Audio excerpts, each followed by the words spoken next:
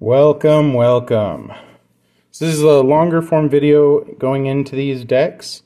I'm going to start with the Sin Spear's Punishment deck. That is the commander that I settled on using.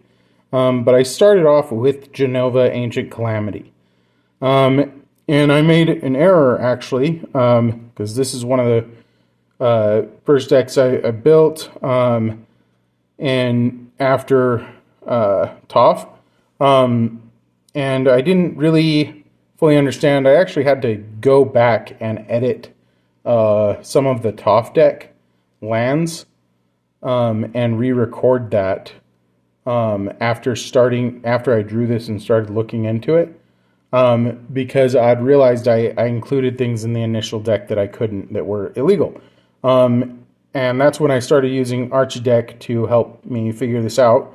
So I made legal decks. And that's why Sin Spear's Punishment is part of this deck. Because I started off, but I wanted water in it as well, or blue mana. And I didn't realize that needed to be part of the commander when I started into this. And so I started opening this before I opened a lot of these, the play boosters, before I uploaded the video for TOFs. It's just taken me a while to get everything going with that and get everything uploaded. I'm probably going to stick to 2 videos, just so you're aware. But I have opened Spider-Man's now as well. And I've ordered Outlaws of Thunder Junction. Yeah. And so I'm excited for that, and I plan on building a deck based on the cards I get out of there. I'll probably talk a little bit about it when I do the Spider-Man, because I expect it to have arrived and opened most of it by the time I get to building the Spider-Man deck. But anyways, going into this, focusing on what we got here. So Sin, Spear's Punishment. Whenever Sin enters or attacks, exile permanent card from your graveyard at random, then create a tapped token that's a copy of that card. If exiled card is a land card, repeat the process. And so I'm not sure how much use Sin is actually going to end up getting in this deck. It has an interesting text, but it's not really built around that. And so I might at some point in the future build a deck just for that, and then re-edit this deck to be more focused on Genova Ancient Calamity. And so this deck was really built around, at the beginning of combat on your turn, put a number of 1/1 counters to equal to Genova's power on up to 1 other target creature. That creature becomes a mutant in addition to its other types. Whenever a mutant you control dies during your combat, draw cards equal to its power. And so I might edit this deck again and build it around that. I haven't fully decided, but right now it is built with Sin in mind a little bit, but mostly based around Genova Ancient Calamity. But I really enjoyed building this deck because of the complexities involved there.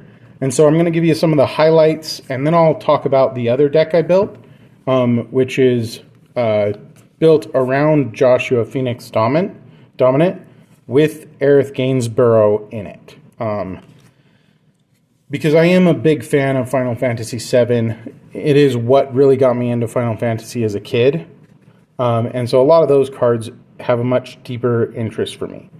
And so when I drew Diamond Weapon, I was really excited.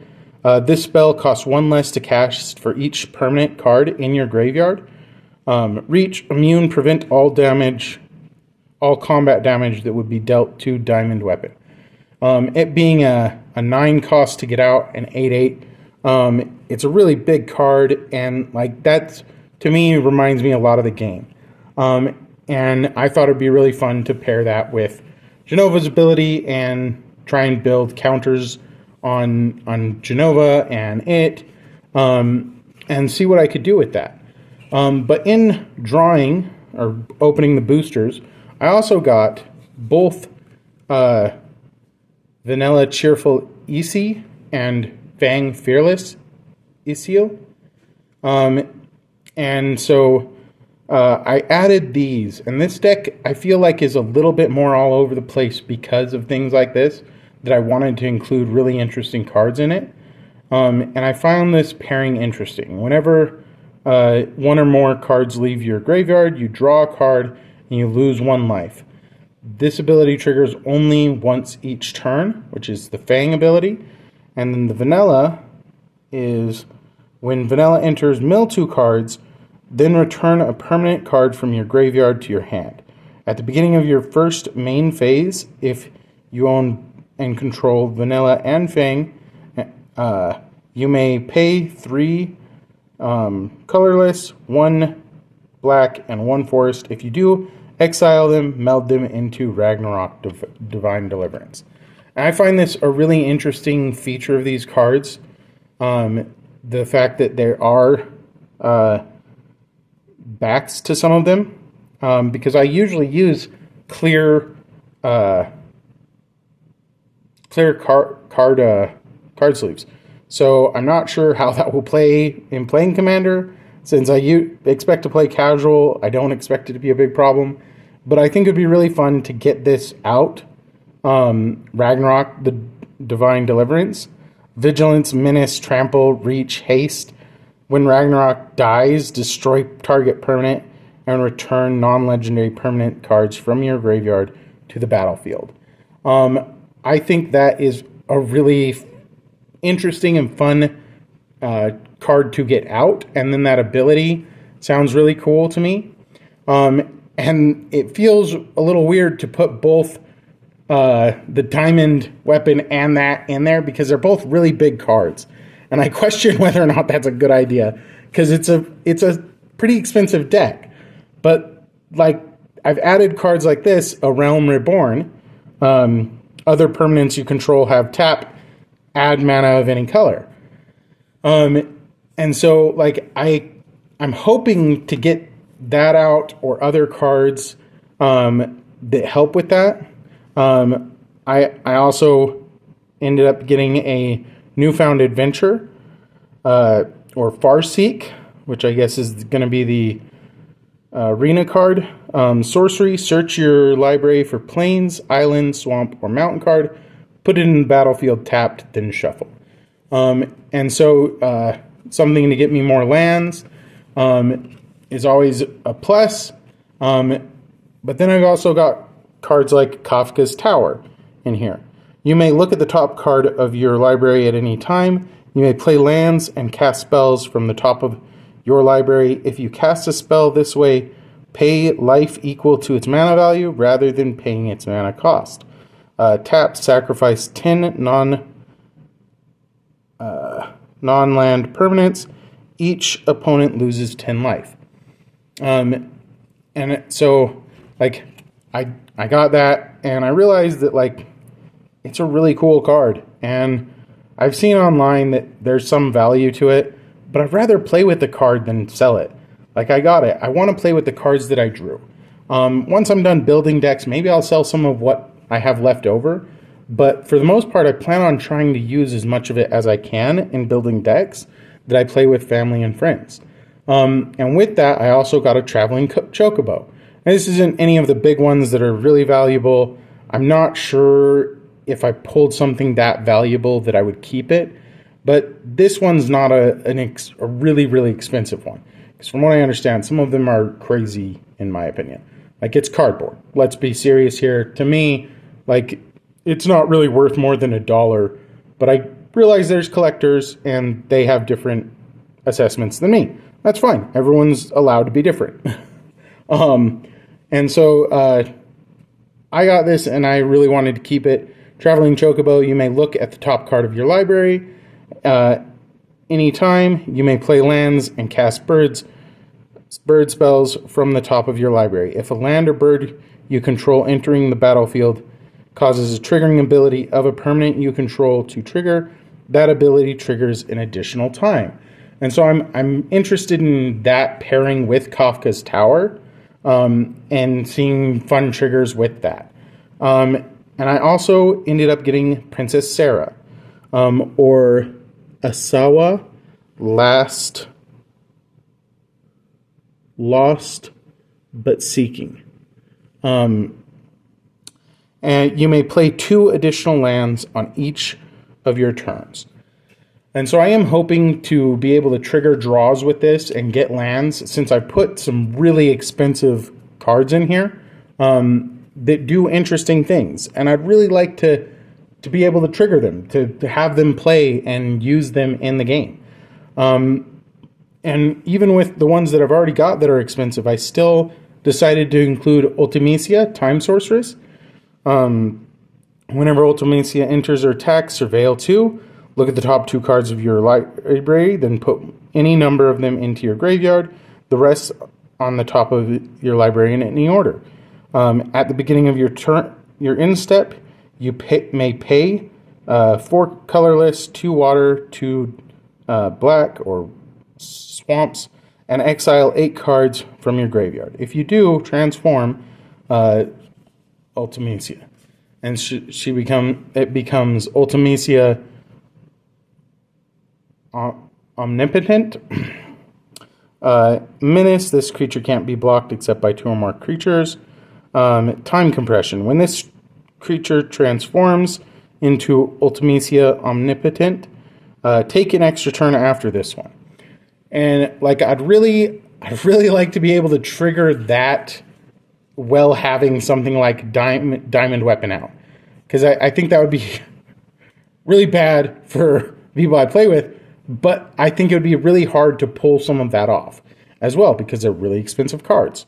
And I got a lot of these double-sided ones, and so I wanted to include some of them because I think they're really neat. A lot of them have cool or interesting things that will make the game more interesting, in my opinion. And so this is Jet, Reluctant Guardian, who's kind of a bad guy in Final Fantasy X, if my memory serves me. Or turns into one. He has Menace, and whenever Jet deals combat damage to a player, you may exile it, then return it to the battlefield, transformed into under its owner's control. And so it transforms into Braska's Final Aeon, and then it gets counters on it. For 3 stages. The first 2 are each opponent discards a card and you draw a card, and then each opponent sacrifices 2 of their creatures of their choice. And it's a 7/7 again. And so several of these are really big like that, where they've got really high numbers. And I even included Ancient Adamantoise with Vigilance and Ward 3. Damage isn't removed from this creature during cleanup steps. All damage that would be dealt to you and other permanents you control is dealt to this creature instead. When this creature dies, exile it and create 10 tapped treasure tokens. And so it costs 9 or 8 to get out there. Yeah, 5 colorless and 3 forest. And it's an 8/20. And that's a really neat function that it does. It doesn't recover its health, and so I'm really excited to use that, especially with that when it dies feature, bringing so many treasure tokens out, because that would enable bringing other things out, and so I feel like if I were able to ever get that out when it died, it would allow me to trigger a bunch of other things, and so I also included X-Death Void Warlock. From Final Fantasy V. I actually never played that one, but I've always wanted to play all of them and go back through it. And so X-Death, when X-Death enters, you gain 3 life. At the beginning of your end step, if there are 6 or more permanent cards in your graveyard, transform X-Death. And he turns into a big version of himself, and it's Neon X-Death's power is equal to the number of permanents in your graveyard. He doesn't have as much toughness as some of the other ones, with it only being 3. That's still a really neat feature, since it's already going to take 6 or more, so he's going to be a 6/3 generally. Whoops. And like I really like the reverse art. I think it'll be really fun playing with these. I'm not sure how often I'll get any of them to trigger since I play with clear card holders and like people will be able to see them coming. And so I've got Zodiac Emerald God as well. Indestructible, and it costs 5 black mana or swamp. When Zodiac enters, each player sacrifices half the non-god creatures they control of their choice, rounded down. Whenever a player sacrifices another creature, put a 1/1 counter on Zodiac. And I think that's really interesting because some of the Final Fantasy decks that I've played with are counter and token decks, so they create a lot of creatures. And so I feel like this is a good card to have to combat that, if I can draw it when playing against them. And then it's a matter of being able to actually use it, but I'm hopeful with this. I'm hoping that at least some of these cards will pair and do some really interesting or fun things. I'm not sure how good this deck will be at winning games, but it's a casual setting, so I'm more interested in having a fun time. Which is also why I included a card like this, Go Master of Mimicry, where it's 2 and 1 water to bring them out, and then it's XX, tap, copy target activated or triggered ability you control X times. You may choose new targets for the copies. This ability can't be copied, and X can't be 0. And so a lot of these have high mana costs, like I've said, to really do big things, right? Because you'd have to pay, 4 mana just to get it to trigger twice, right? And so it's a really interesting card with a high mana cost. But I've also included a set of cards to create chocobos. And so I've got a bunch that are going to create or empower birds. Like this, side quest, raise a chocobo. When this enchantment enters, create a 2/2 bird creature token with whenever a land you control enters. This token gets 1/1/0 until the end of turn. At the beginning of your first main phase, if you control 4 or more birds, transform this enchantment.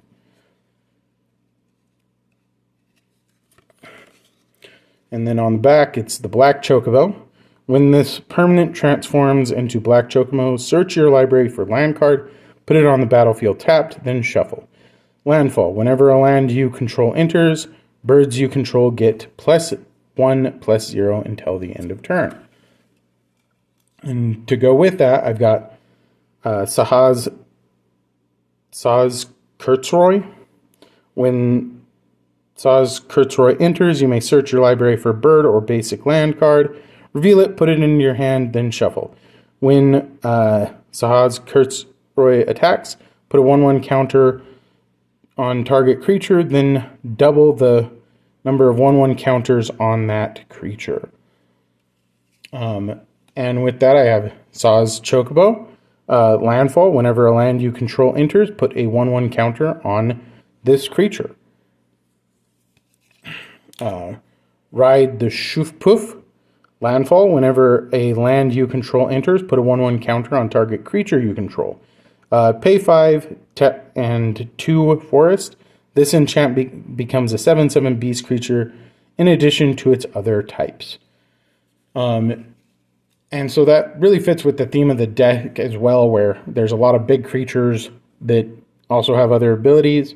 And so this one is Bartz and Boko. Affinity for birds. This spell costs 1 less to cast for each bird you control. When Bartz and Boko enter, each other bird you control deals damage equal to your power to target creature an opponent controls. And then Chocobo Racetrack. Landfall.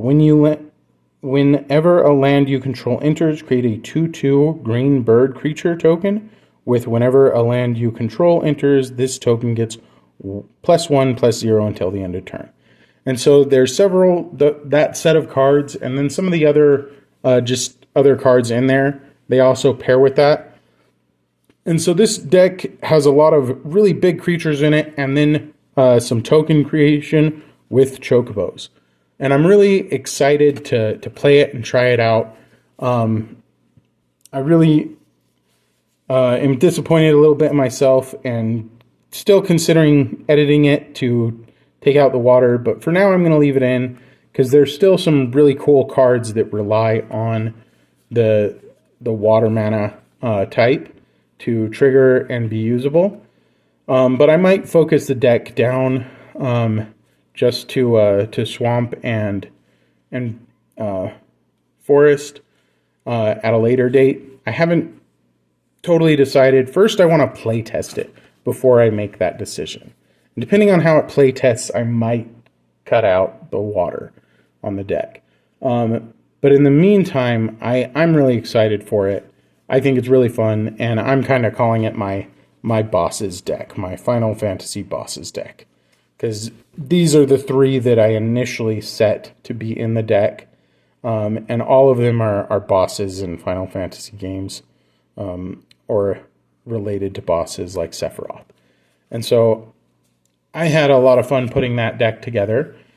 And then the other deck, and I still did run into a land problem. Just to comment on that, I'm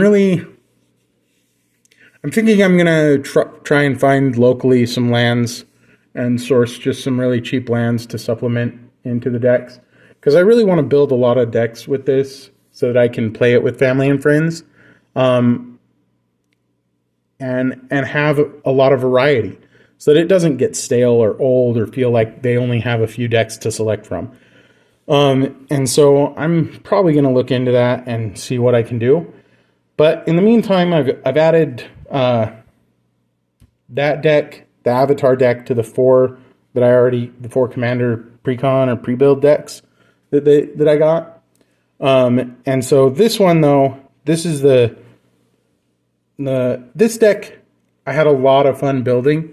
I really enjoy the dynamic between these two. I was really excited to use Joshua Phoenix Dominant as a commander because his ability is when Joshua enters, discard up to 2 cards, then draw that many cards.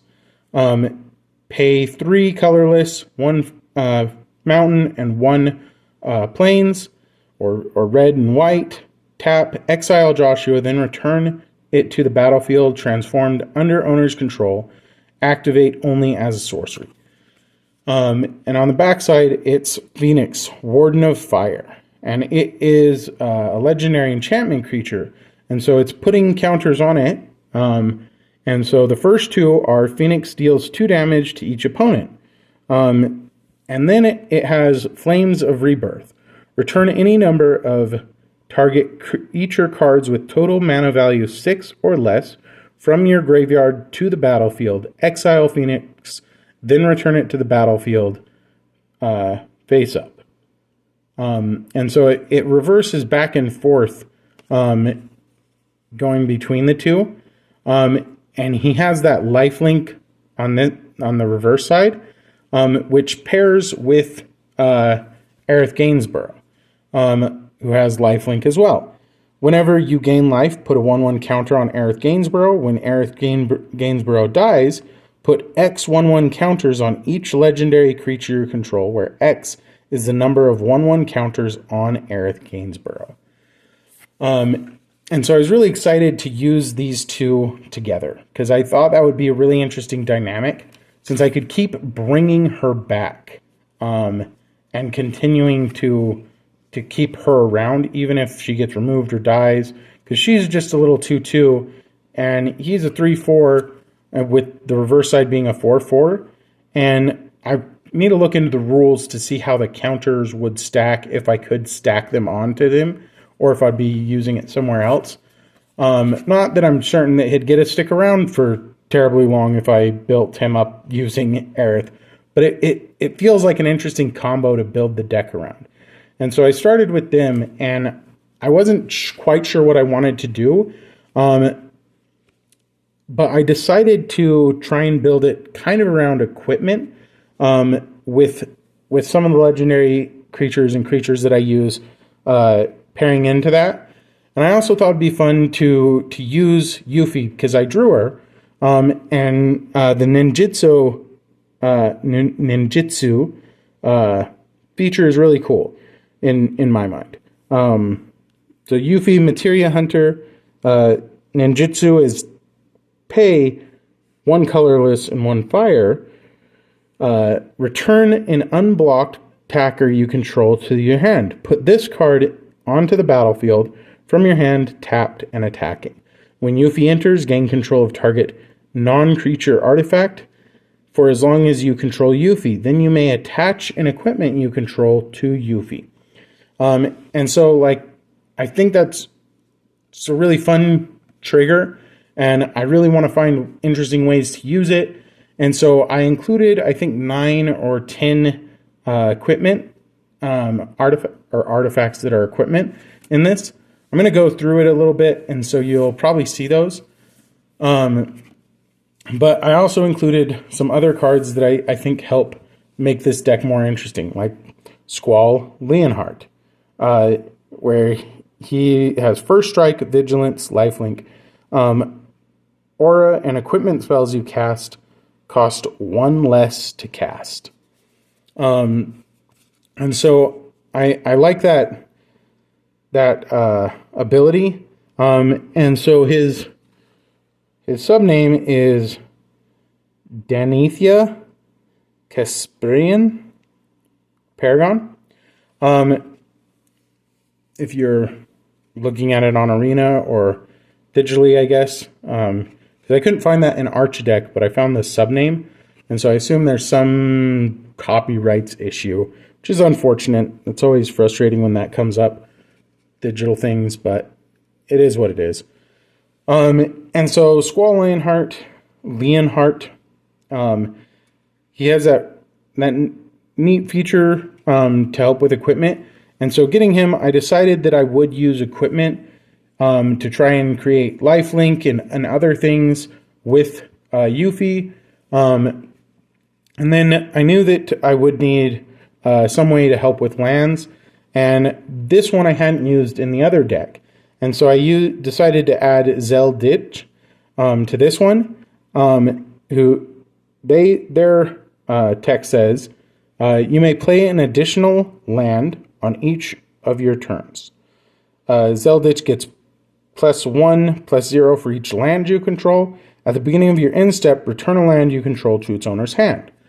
And so that feels like a way in turn to gain additional mana for a short time, so that you can more quickly bring things out or trigger other things. And I like the ability of this one. I believe it's in one of the other decks that I used, one of the pre-builts. And so I've seen it a few times, but I like that this ability for Strago and Realm, Sketch and Lore. Pay 2 colorless and 1 fire, tap, target opponent exiles card from the top of their library until they exile an instant, sorcery, or creature card. You may cast that card without paying mana cost. If you cast a creature spell this way, it gains haste, and at the beginning of your end step, sacrifice this creature. And like, it's just a good ability. Like, it doesn't really have a place or fit in anywhere specifically, but it's a difficult card, in my opinion, to deal with, or fun card to play with, because it does something interesting and unique. But those are kind of the legendary creatures that I added just for their abilities, and what they could add to the deck just for them solely. Along with Aerith Gainsborough and making the commander Joshua Phoenix is dominant.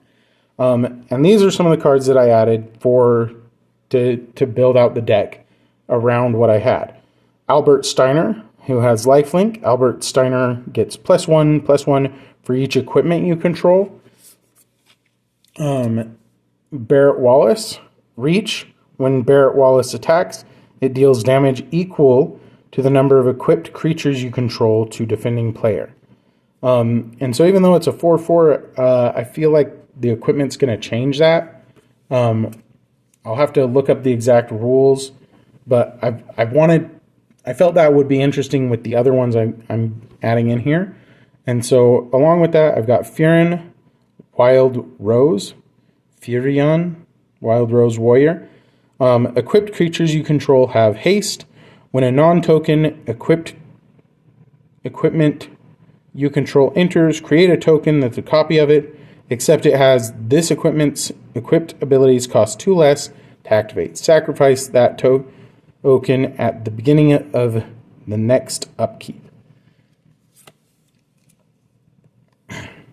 Whenever you attack, the item shop keep.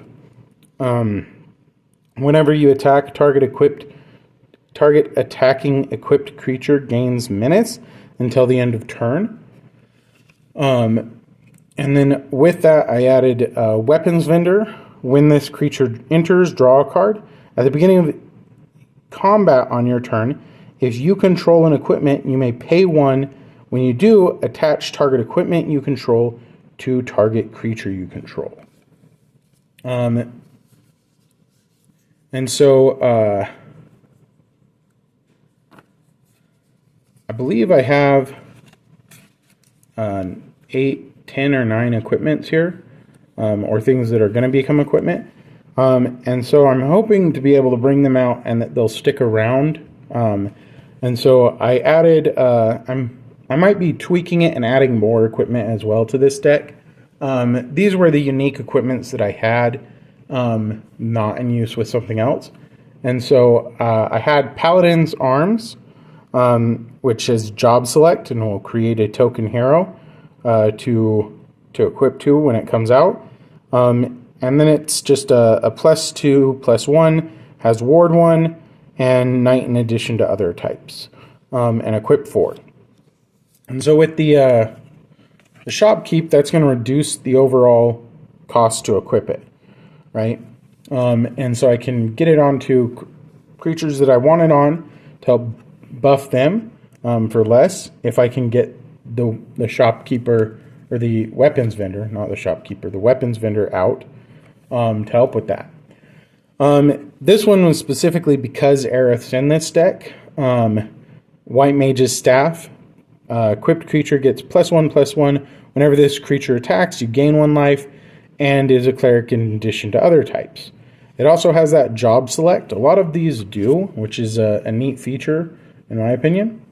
And then I got a Warrior Sword, which is equipped creature gets +3/+2, and is warrior in addition to other types. A Coral Sword, which has flash. When this equipment enters, attached to target creature you control, that creature gains first strike until the end of turn.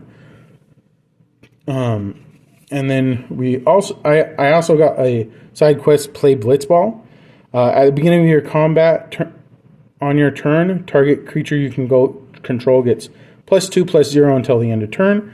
At the beginning of your combat on your turn, if a player was dealt 6 or more combat damage this turn, at the end of combat on your turn, if a player was dealt 6 or more combat this turn, transform this enchantment, then attach to a creature you control.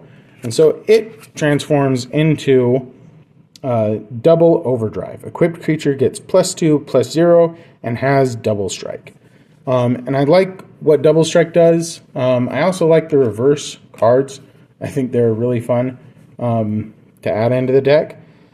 And then I also included a Crystal Fragments. Equipped creature gets +1/+1. And then it has this extra feature, pay 5 and 2 planes. Exile this equipment, then return to the battlefield transformed under its owner's control. Activate only as a sorcery, which is a saga. It prevents all damage that would be dealt to your creatures this turn. And then it does that twice, and then tap all creatures your opponent controls. And so I'm not sure if I would do the bottom Like, it's nice to have that as an active ability. And with some of the other cards, it would reduce the cost if I have to trigger it. And I'm sure there's situations where you would want to trigger that. So it's a nice feature to have, but in the meantime, it helps add to the total equipment in the deck.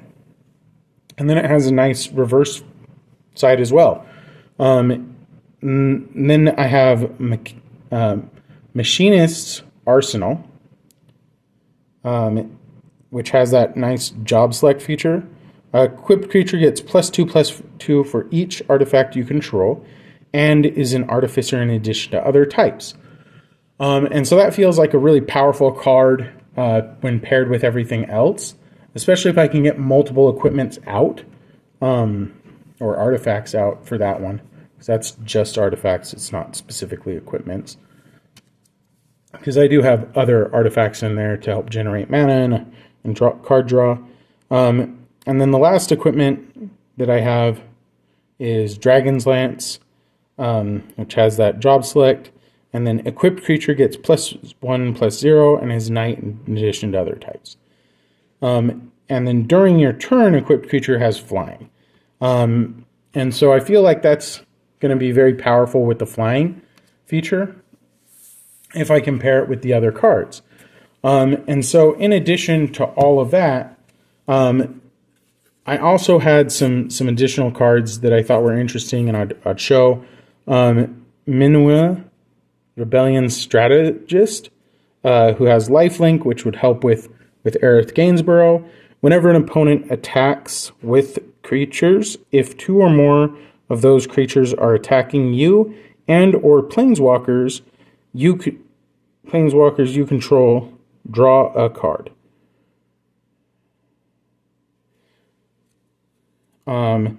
Whenever an opponent gets their second spell each turn, draw a card. And so I feel like that'll help with card draw.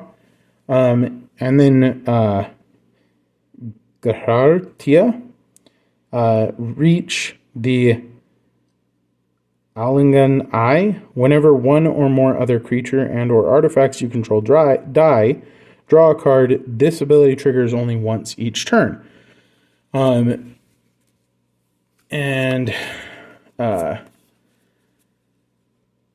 Ash, Princess of Dalmatia. Whenever Ash attacks, look at the top 5 cards of your library. You may reveal an artifact from among them and put it into your hand. Put the rest on the bottom of your library in a random order.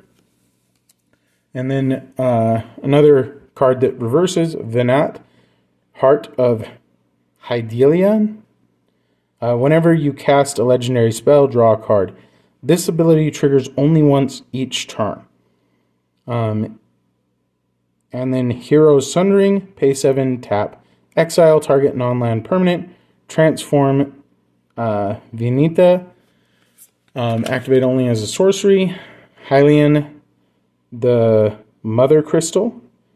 Indestructible, Burning Light. At the beginning of combat on your turn, put a 1/1 counter on another target creature you control until your next turn. It gains Indestructible. If that creature is legendary, draw a card. And so I feel like that has the potential to help me draw a lot of cards. And then wanted to show this. I believe I drew it, and so you might have already seen it, but I added Restoration Magic, and hope that if I do trigger it, I can trigger the bottom one where it gives me that life, or the middle, so that it helps increase Aerith Gainsborough, because the intent is that it be used with Aerith Gainsborough, because anytime life's gained, right, through lifelink or instance or anything like that, it's going to put a counter on her. And so I've tried to pair cards with powerful, or what I see as powerful abilities from what I have, right? And I am focused on just the cards I have and not every available card, because I'm sure there are better combinations that exist. And so, like, I acknowledge that these may not be the best out there, but they're the ones I found interesting and fun. And so they're the ones I'm focused on for what I'm doing. And so I will add the link to Archideck so that you can view these decks yourself in full, read through the entire list of cards if you want to, and, you know, comment, tell me what I could do better. I'm interested in improving these decks and building others and learning more about this game, mostly so that I can play with family and friends and provide them with a variety of decks so that they can enjoy it as well. With interesting champions, commanders, and interesting cards in them to play off of each other. Because I want them to be fun and interesting for myself and the people I play with. Because I'm not always going to be the person playing these. A lot of my family and friends don't have Magic the Gathering decks themselves. And so that's kind of my intention with these. And I really enjoyed opening them and building decks. And like I've said, I've already started into opening Spider-Man, and I'm excited to build that out. I really enjoy Avatar: The Last Airbender, and I'm really excited to play around with people with Toph and mix it with the Final Fantasy decks I have, which now will be a total of 6, 2 I built and 2 that I bought. And so I'm quite hopeful with these, and I'm excited by all of it, and I'm finding this really fun and interesting. I've started to think that maybe the play boosters aren't intended for commander decks because they don't really feel like they have enough land.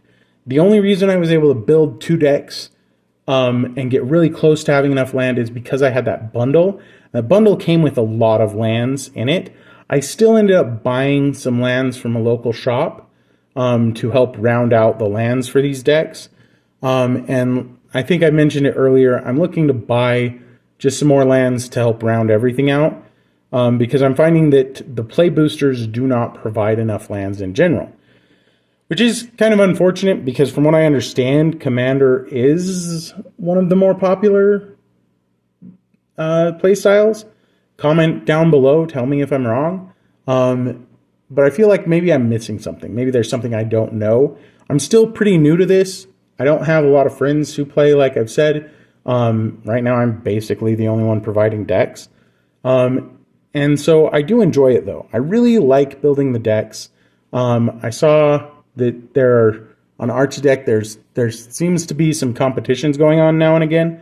I might start participating in those just to get a better feel for everything. I don't expect to build inspiring decks or anything. I just think it'll be fun. And that's the intention of this, is that I have fun with it. And so please comment, subscribe, like, dislike. Let me know what you think. I'd really like some feedback, some help, maybe somewhere that's going to be a better place to interact with people, Magic the Gathering. I'm quite new to this, don't know a lot, but I really do enjoy it and want to get more involved in it. And if you've watched till the end, thanks for sticking with me. I know that I'm a bit random, and you have a lovely day.